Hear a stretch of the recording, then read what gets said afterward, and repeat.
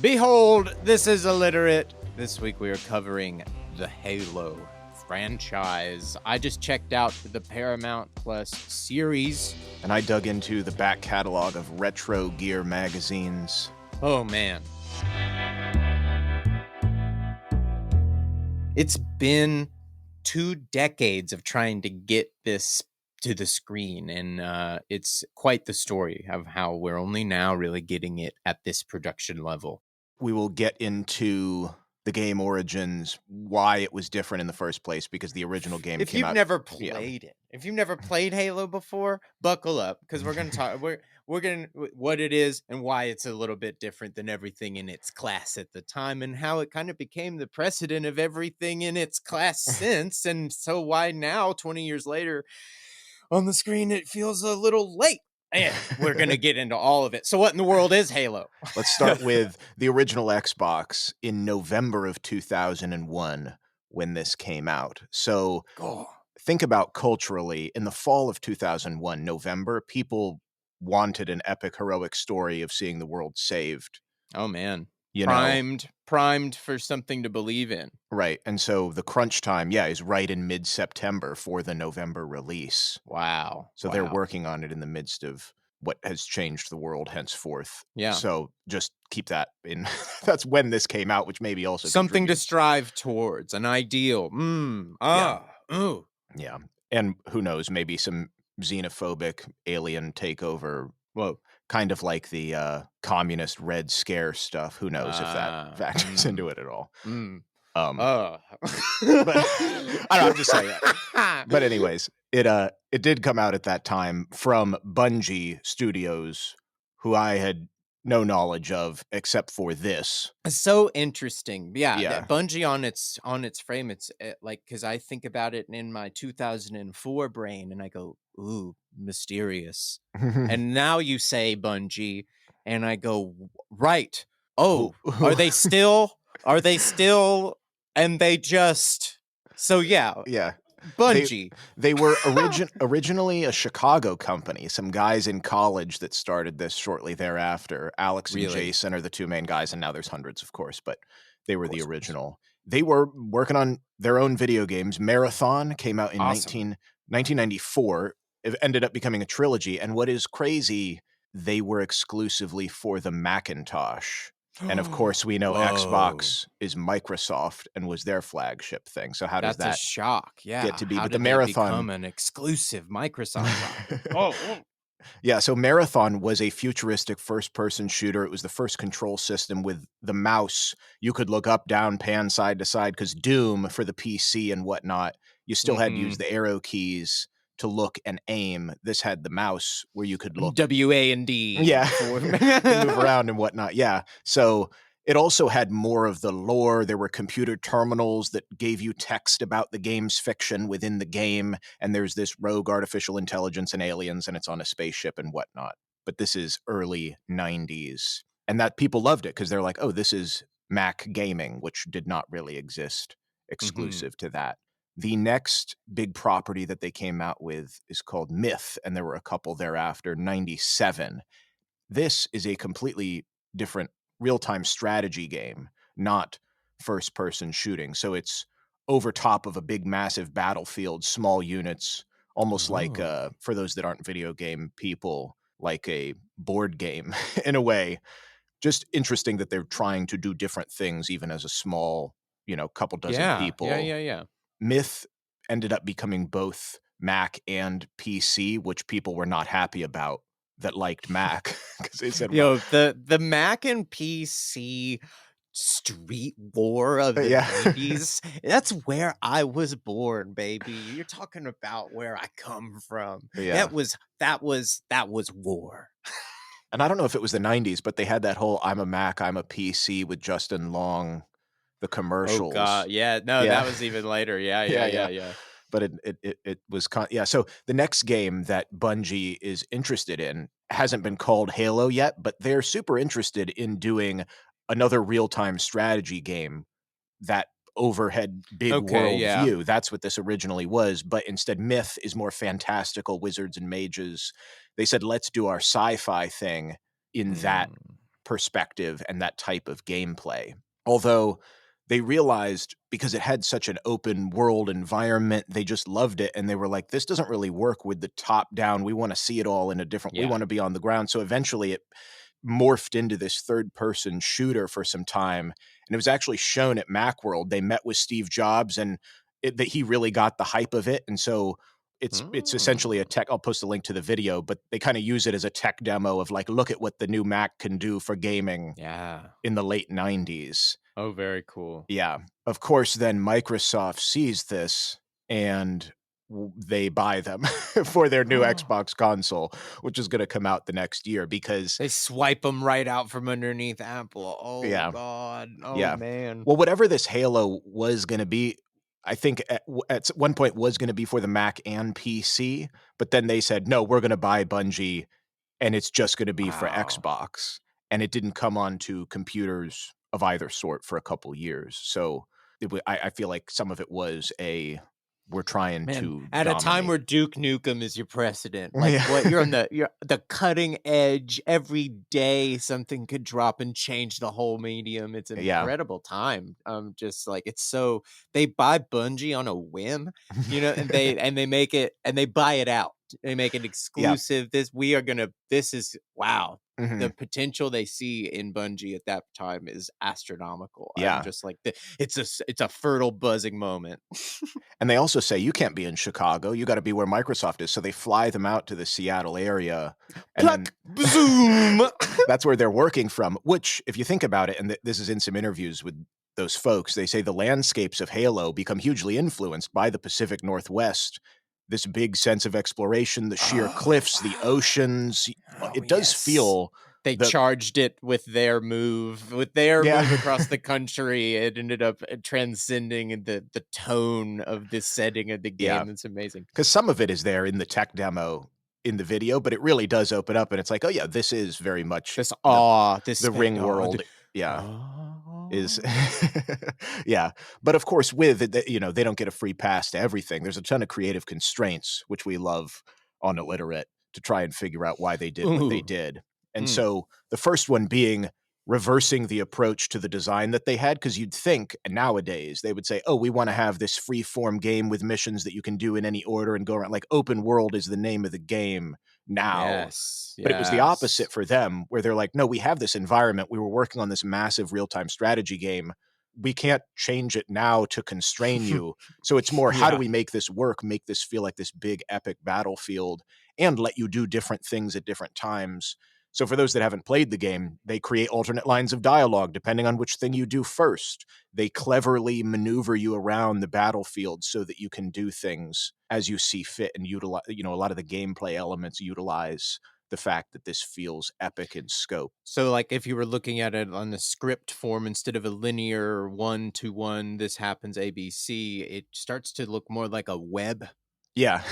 I'm inferring, but that it becomes if then this that system that eventually leads to the specific point they need you. Yeah. But it was not their intent from the beginning to make a first person shooter that way. Even though it seems revolutionary at the time, they were like, well, we were trying to make a real time strategy. And it ended up becoming this, which they Wow, you loved. I mean, fumbled it into something wild. yeah. And because of how different it was, Microsoft hated the name Halo. Bungie was not, Really? well, they were like, it doesn't feel like the other Is it military. religious? Yeah, I mean, it does in a sense that it's the alien horde that has this religious fervor trying to reignite the Halos, but it was. Yeah, kinda. Ooh, I'm like, that's not a good. Yeah, but it feels, so they're like, oh, it could be a woman's shampoo, or it feels too feminine, or it sounds, yeah, it doesn't fit with the Uh-huh. military shooters that Sony is coming out on the PlayStation, Killzone, and that Modern doesn't, warfare, yeah, it doesn't sound like Ghost Recon, that what kind of stuff. Exactly. Yeah, yeah, yeah. Tom So, Clancy. Oh, I forgot about Tom Clancy. so Microsoft is the one that, market researched the subtitle. Technically, it's Halo Combat Evolved is underneath. Yes. Bungie people are like, Combat Evolved is stupid. It's not even good grammar, and it doesn't really add anything. So the rest of them is just Halo, Halo 2, Halo 3. Yeah. Um, Combat Evolved. yeah, whatever. Sure thing, Microsoft. Combat Evolved Reach. Yeah, yeah, yeah. so the voice of Cortana, which is more the voice, we'll get into Master Chief and how he doesn't really, Mhm, he's a mhm. vessel for the audience, but she was a theater major they knew who lived in Seattle. So she had Mm, moved from Chicago, and now she's on every Microsoft Assistant wow. thing as the voice. It's like their Siri or their Wow. Alexa is She was just Cortana. the drama person they knew. Yeah, That's and incredible. yeah, and then Jen Taylor is her name. She is also in the show. She is Yeah, Cortana, that character, so they kept it through. But yeah, that's a lot of the creative constraints, little things that you don't necessarily choose, I but love out of that. That's serendipity. my that's a writer's charcuterie board. Oh, oh, you couldn't go left, so you had to go right. Oh, I'll have a little of that, and then so you want Mhm. I Run and love it. gun. Yeah. I love it. Yeah. So a lot of this stuff then is what makes the game different and perhaps more effective for the time. The Warthog is the Jeep-esque vehicle that is now one of the staple symbols of the whole thing. Mechanically minded people jerry rig things to make Yeah, oh fake yeah, they looking. make them. Yeah. They Yeah. make them, baby. Oh, I think they're so cool. I wanna ride in one so bad. I haven't Yeah. seen one in person, but I see them online. Yeah. They're so cool. But it's such an iconic piece. This was perhaps the inception of the whole Halo concept. So back in the RTS, real-time strategy over the battlefield days, a big piece of it, they were like, this is so cool to just watch Marines go into a squad of Jeeps and drive through the valley. And over time in the Mm, development, the mhm. camera is just getting closer and closer and closer. And they're like, well, we just want to drive them. We don't want to be doing this strategy anymore. So somebody from the development was like, Halo is the story of the Warthog and the universe we built to drive around in it. Beautiful, yes. And then another side note on the influence, because these guys and gals are huge fans of the sci-fi literature space, and they had Mhm. mentioned Ian M. Banks. The big things is his Culture novels. 1987 was the first one, and this has Halo Ring Worlds to a smaller Whoa, degree, and some of really? the yeah, the orbitals is what they're called, but this Oh, this yeah. concept they pulled a lot from. The ship name designations are similar. The way that they do the acronyms for the spaceships is the same in Halo, stuff like that. Wow. And then, yeah, this is just like tying into the level design. Larry Niven also had a Ringworld series that came out in the 70s. And this is much Okay. more to do, like with the levels, the sense of scale. His rings are like the size of Earth's orbit. So they're 186 million miles in diameter. It's this massive thing. But Lord. Yeah. um, I love seeing that. I mean, the inspiration there, I mean, just where things actually come from. I mean, the Halo ring worlds. I mean, there it is.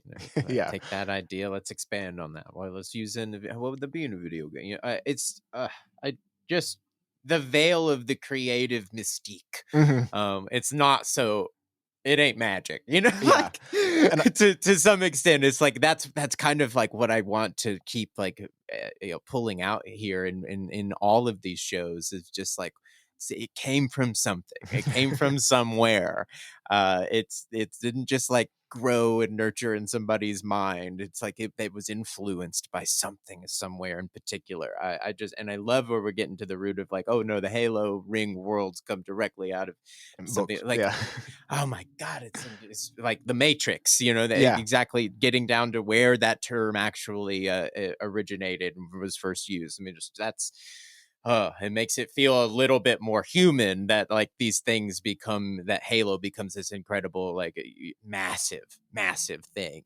We're so disconnected to it being on the audience and the other end of it. I love the show being able to get in and peel back actually the nitty gritty of like, well, what when they were putting it all together, what were they drawing from? What were Mhm. they using? What were they see? If you want to say it, stealing. I say, Yeah. whatever.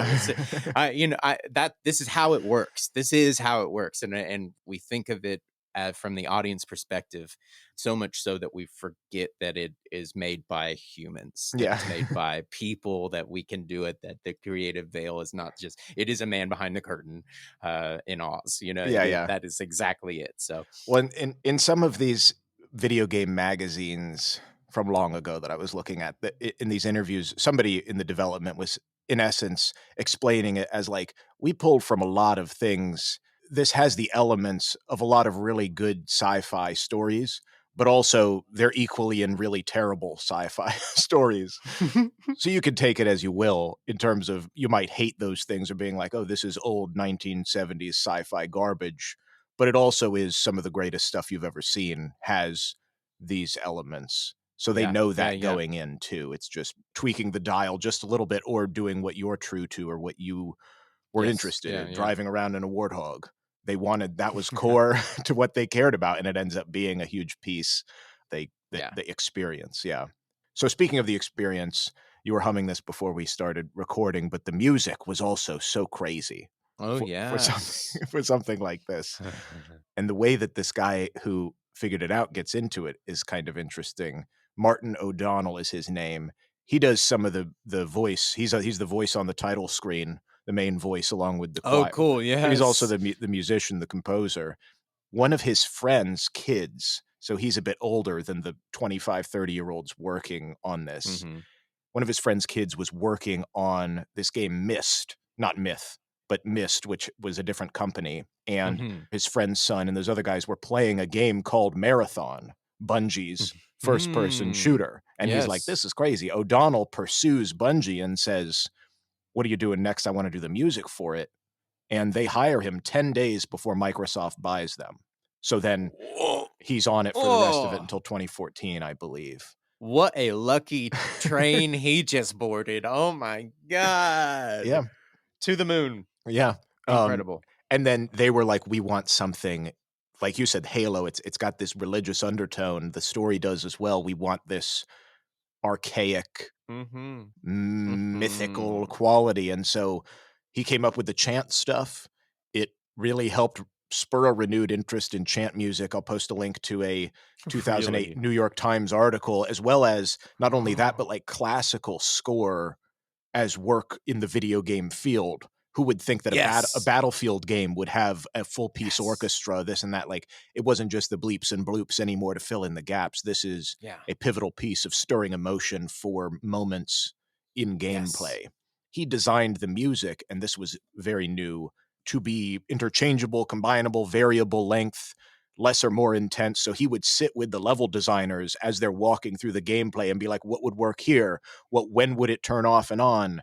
Depending on what the player Okay, yeah. chooses to engage with at this moment, how Yep. intense, and giving them tons and tons of variations. And then from a development standpoint, Wow. because you'd think a lot of it would be, oh, when the player is hands off and it's during the cutscenes, that's really, but it was like, no, this is integral to Wow. the player That's choice. So cool. he was heavily involved in that That's awesome. versus just handing you the thing and being like, come up with a bunch of stuff and we'll figure out how to put it in, or we're done with the Music that just game. plays at indiscriminate times. Just Yeah. it's on a soundtrack roll. It doesn't. It just now it's exciting, but it's where I'm playing a low point in the game. I don't Yeah, know. yeah. Or I already beat the people and it's still going. Yeah. Yeah, yeah, Yeah. yeah, yeah. Doesn't make sense. So, No, he's like scoring at moment to moment. mhm. When you hit like when you hit it like in a haunted house, basically, Yeah. uh, they'll pop out at the right time. Yeah, exactly. So, yeah, like with the cutscenes as well, like I said, it wasn't as much of a priority. And in fact, it had been arrived to him so late in terms of the production. He only had 3 days to score all of the cutscenes Oh my in the god! entire game. He was like, well, I can do 11 a day. And day Wow. one was September 10th, 2001. And then Uh, they were like, well, what do we do? The next day we have to take the day off. But like, he was like so oh my involved god! as like the craziest time for them to be working on this, like I said. Oh my So gosh! maybe that also imbues some of the intensity to the production of the whole thing. Wow. Lastly, with this stuff, the intensity, the character, the whole point of the thing, Master Chief, didn't always grab me. I didn't really have an Xbox, but he's Yeah. essentially a shell. They describe it's like he's me, he's you, he's a 6-year-old girl, a 55-year-old man, whoever plays him, because his Yeah. face is never shown in full in the games. The helmet is iconic, but he's this faceless expendability of the soldiers, and that's what they're going for, is the kind of thankless, indiscriminate heroism that the system pumps out, which works for a game. And you make one into like this Uncle Sam Yeah. Iron Man character, basically. Yeah. That's what he ends up being. Mhm. And it, I mean, and it works. And that works in cinema as well. It's the MacGuffin. It's the thing you want Mhm. to get to. It's the thing you want to see. You want to see the shark and Jaws a lot more than you do. Yeah.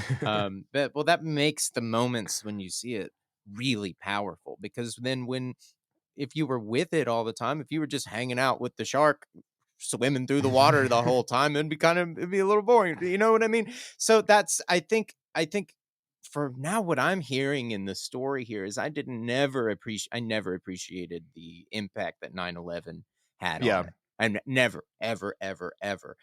So what I'm hearing is these guys are like making their dreams come true, basically. They get plucked out by one of the biggest, most exciting companies at the time, and they're rocking and rolling. So they, oh man, what does it feel like to be inspired? To have people believe in you, yeah, to have Yeah. something you're trying to achieve and you think it's possible, and you're on this amazing golden track with a real thoroughbred company that's going to take you there.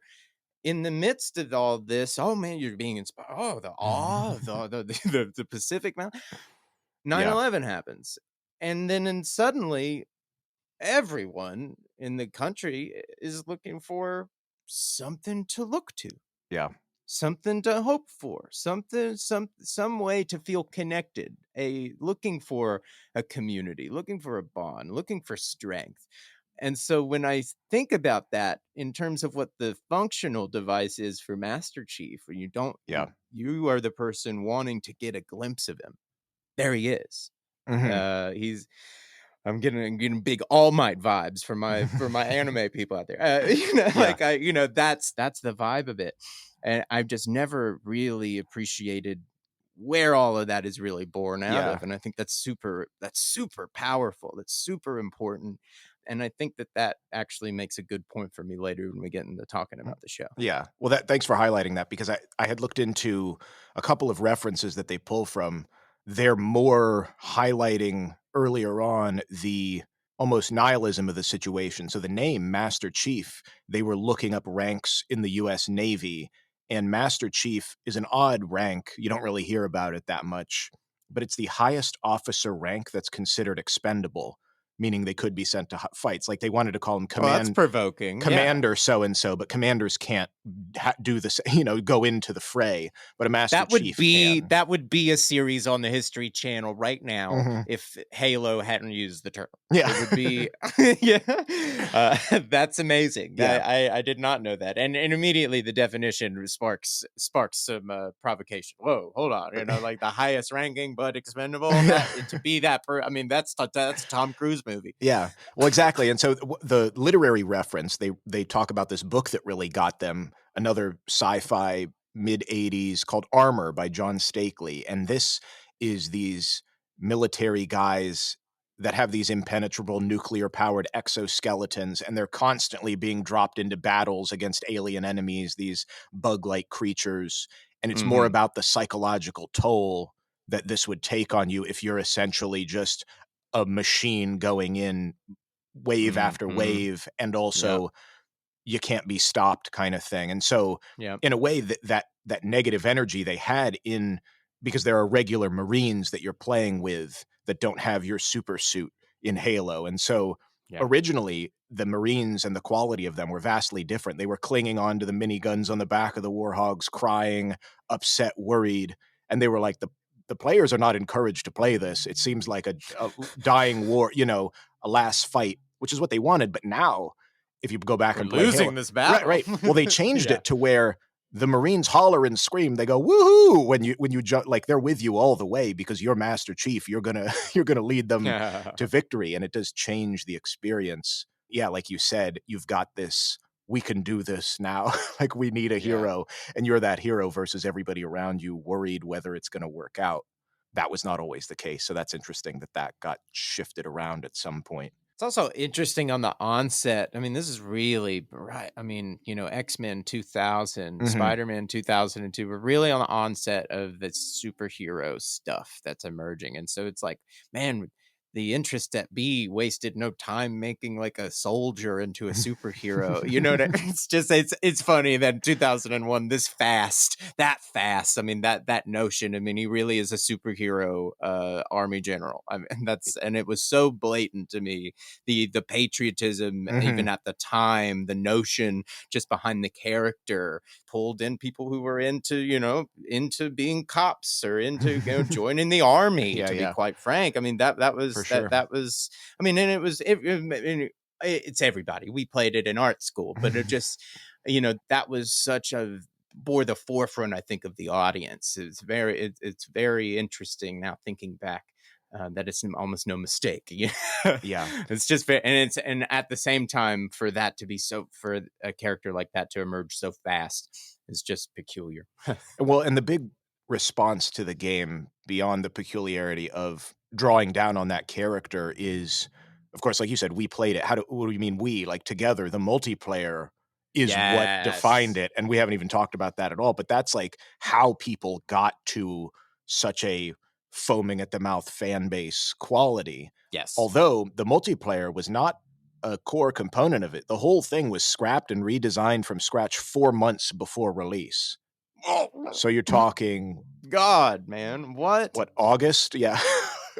Yeah, because they had original levels that were not in the single player. Usually, like we talked about GoldenEye in our James Bond episode that really redefined the first person shooter, Yes. but it was all boxy interiors and sort of just tweaked levels from the single player. This was completely new, big, open, and that was like Blood Gulch, the famous two bases, capture the flag map. Mhm. Vehicles super rare at the time for level design. Like, it's so expansive. It's a no Yeah, man's land in yeah. the middle. You have to hop into a Warthog and drive across. The sniper scope was a few weeks out. They were like, "We can't see people at the end of the map. We gotta find a way to zoom Oh in my to," god. like, this kinda stuff was really put together at the last second. One of the things, as we get into starting to adapt, there's an unofficial adaptation that some people that I knew absolutely loved. I never got into it, No. but machinima is a term meaning using video games, and you basically record what is happening in the it's not like Twitch where you're Yes. playing the game, but you're turning the footage that you get and editing it together into a thing. So there This was is red versus red blue. versus blue. Yeah, yeah. No.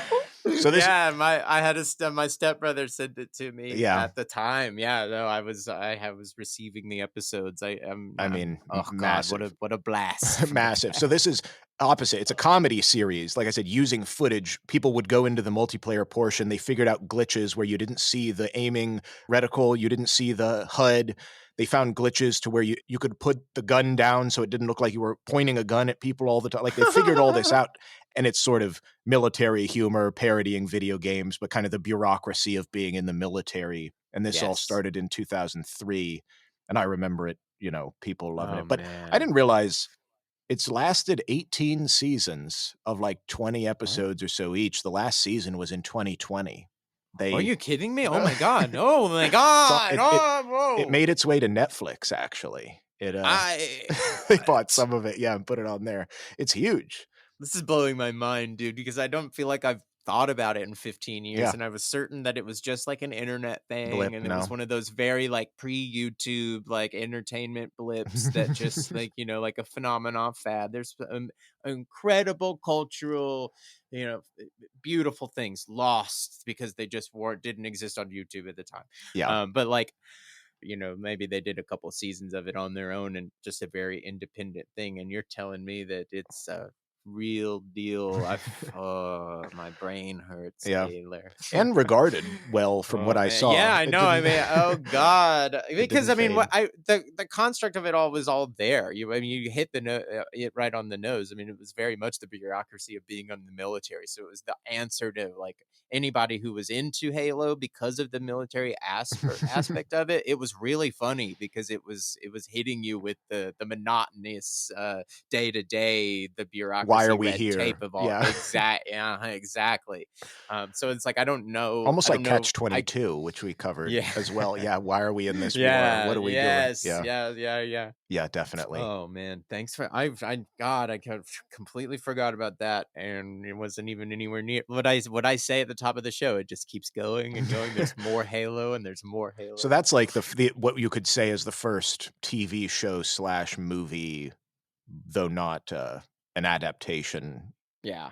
So with the success of the first one, of course, Halo 2 in 2004, Yes. and I didn't realize Film Connection, this had the first video game trailer shown in theaters before Whoa, that's movies. awesome. Yeah, I had no idea. that's how big it was. $125 million in sales in the first 24 hours, which was the largest launch in all of entertainment history at the Oh my time god. until the second Pirates of the Caribbean came out. Wow. Oh my god. Biggest opening day was This was the first one I played. I did not right. play the original. I played Halo 2, and from then on, I up until 5, I played them, at least the main titles. But Yeah.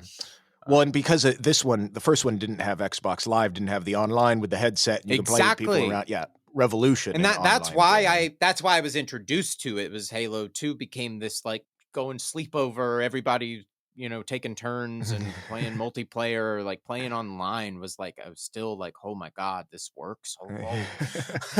Yeah, So like that was such a huge new pretty shiny object for everybody, kids and adults alike, who's like we can connect with not only just friends in our class and our neighborhood, but like we can connect with people all over the world, just playing a game, playing a silly one shooter game.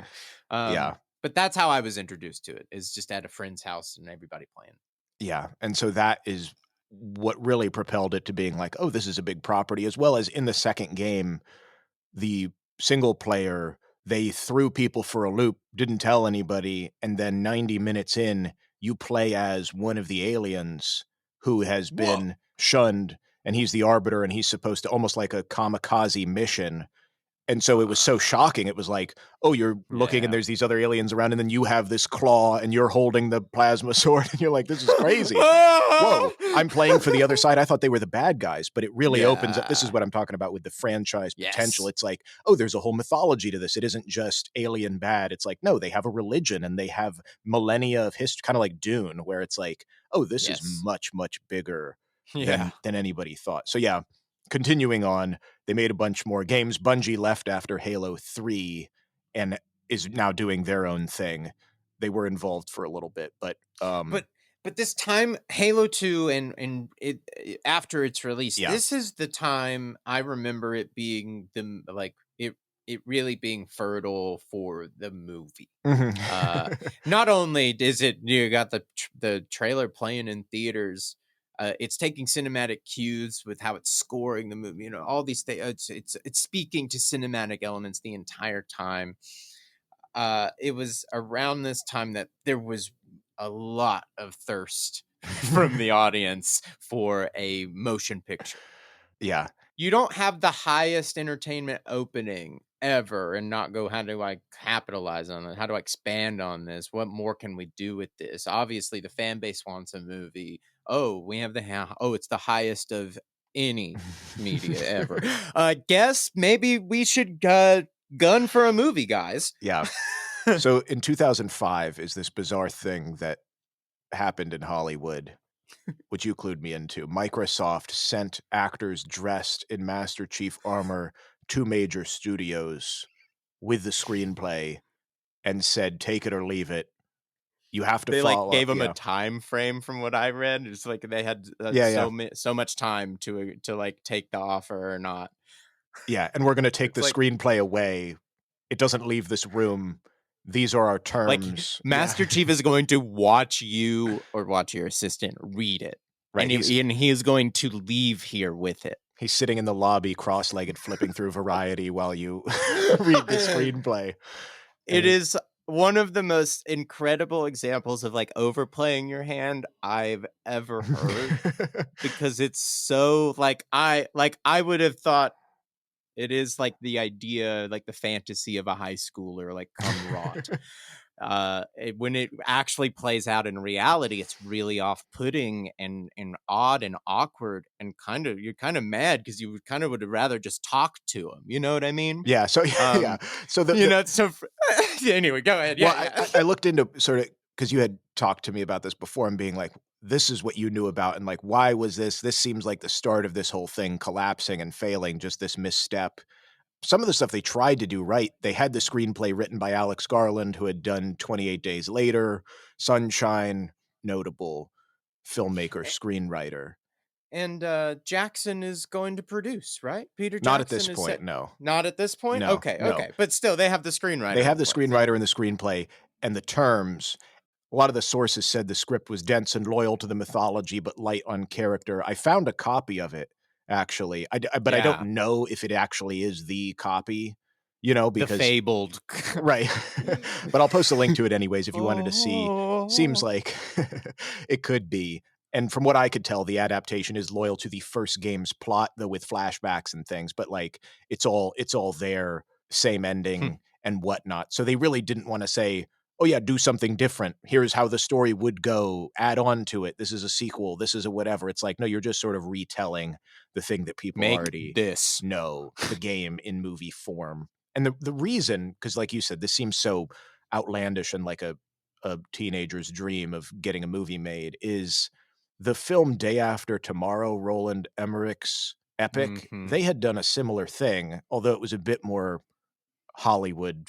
Like they had every studio, they sent a messenger to the agency with the script and saying, "You have 24 hours to read this. We have a terms sheet." Fox was the only studio who just said, "Yes, we'll do it." I'm sure the other ones were, like, starting negotiations with other agents and whatnot, you know, but, like, that's how that went down, and so Microsoft Right. was like, "Well, that sounds like a good idea," but they sort of went Right. overboard. Again, they got that idea from somewhere. They Yeah, didn't just complete. It wasn't like the most like wild original idea ever. They just like they added their own Microsoft twist and sent him in costume. You know, like that kind right. of thing. So that's part of why this fails. Like, I looked into the gulf coming from the inability of the video game world and the film world to merge, because video game development is more engineering A to B to C, a transparent timeline, and it's kind of you're showing all your cards. And so that's what they came in with. This is the script, these are our terms, take it or leave it. Whereas the Yeah. film world is deals and relationships and pixie dust to try and Compromise, pull baby. something together. And there's, Yeah. most of the studios just pass straight away because they're like, the terms are so demanding and immovable. You haven't even played the Hollywood game. And I had Yeah. We haven't even met you. You seen know this. what I Yeah. mean? Like, I saw this great quote that said, "What the games industry doesn't understand is that this town is all about lunch."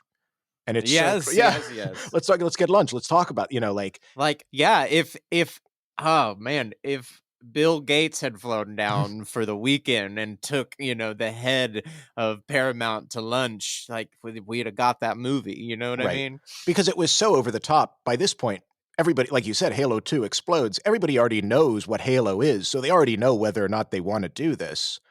But you, But yeah. yeah. So the way that this guy, then you said, "Oh, Peter Jackson is in this."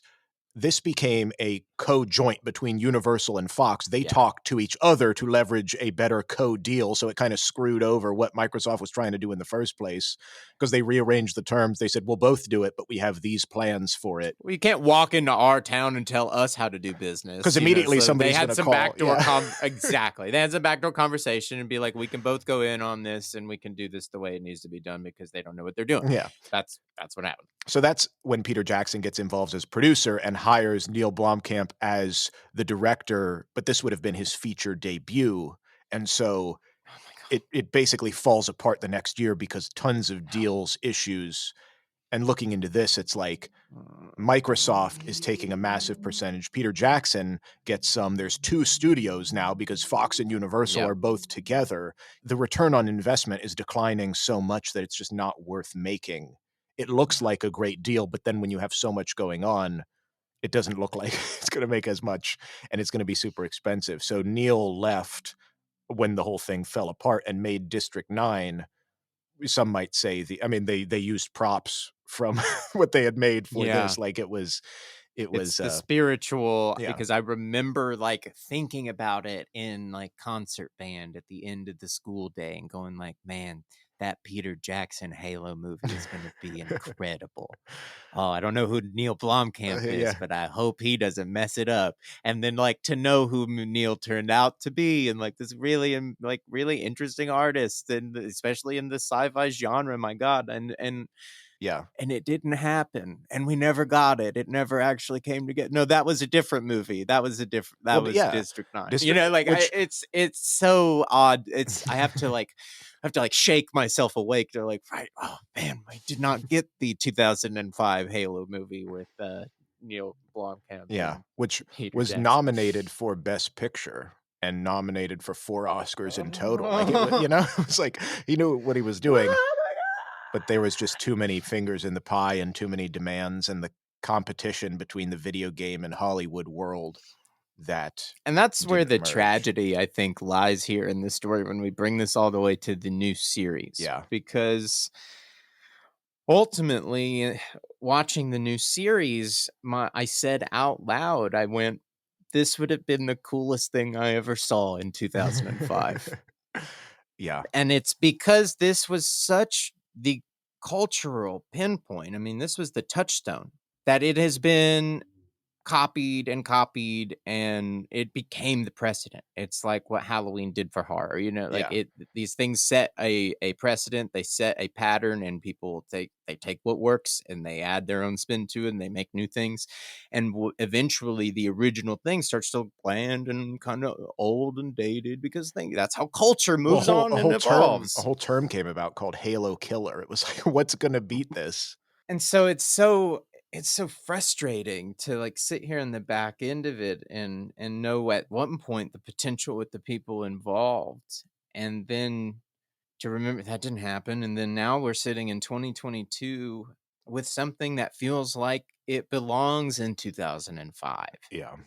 The show is not the worst thing I've ever seen, but it's not it's I don't know, they got a lot of work to do to make it live up to what it can be. Yeah. It really kind of arrives flat because it's been done, and it's been done by other people. They got to it faster. They made it look enough like Halo. It feels like Halo, it'll remind you of Halo. And it'll take all the things that were cool about that game, the design elements, about the sets and the music, and all of it. All that stuff has been reappropriated in other movies, TV and shows, so yeah.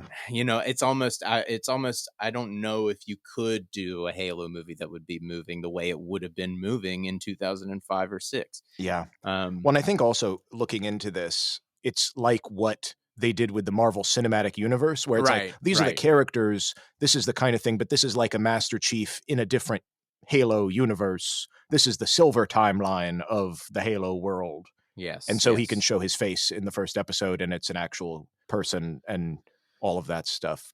Like you said, we'll see. They got a second season, Yeah. so it's not like, and we're not all the way through I got 2 episodes in. Again, it's not the worst thing I ever saw, it's not bad, but as far as, like, what Halo was designed to be and feel like, I'm odd being with Master Chief the entire time. It's odd that he's got his helmet off. It feels as if that was I would hate to think that that was some on the face decision to be unlike Mandalorian in a way in which I think the show echoes Mandalorian much more than they're comfortable with. So why not just Right. go ahead and have that part of it too? At least that part of is symbolically and thematically correct for you not to see his Yeah. face. Yeah, that's what I don't want to believe happen, is some sort of like, well, we got to be different, so let's Yeah. completely reinvent a beloved character. Yeah. Yeah. So yeah, they still have a chance. Again, if this is going to turn into its own universe, this is going to be the Halo cinematic universe. Okay. When you contextualize it like that, okay, I can see that. I don't hate the guy that's being Master Chief. They got to make the action mean more.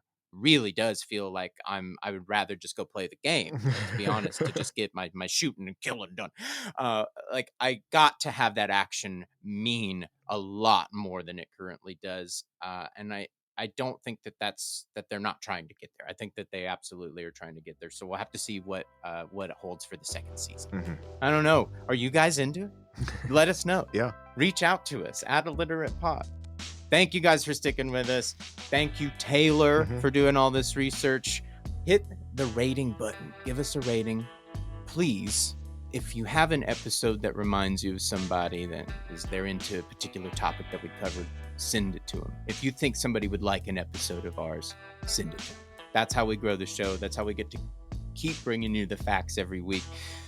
If you have a suggestion for us, again, please, @IlliteratePod on Instagram is how you can reach out to us. We've gotten votes for Stranger Things coming up, and so if you want to throw your hat in the ring on that, let us know.